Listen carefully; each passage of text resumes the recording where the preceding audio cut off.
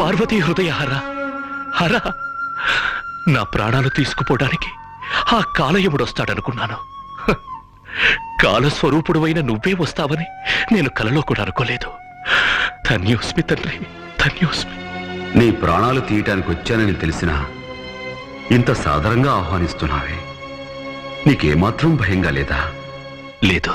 మరి భవభయహరుడనైనా నాకెందుకు భయంగా ఉంది? అది భయం కాదు మృత్యుంజయ, నాపై కరుణ వర్షించడానికి గంగలా పొంగుకొస్తున్న అభయం. భయమో అభయమో నాకే అర్థం కావటం లేదు. ఏది ఏమైనా లయకారకుడిగా నా ధర్మాన్ని నెరవేర్చడానికి గుండె రాయి చేసుకుని వచ్చాను. ఈ మహాశివుని చరిత్రలో మాసిపోని మచ్చలు రెండే రెండు. గరళం తాగినప్పుడు కంఠం పైన పడిందో మచ్చ. ఇలా ప్రియభక్తుని సంహరించడానికి రావటం గుండె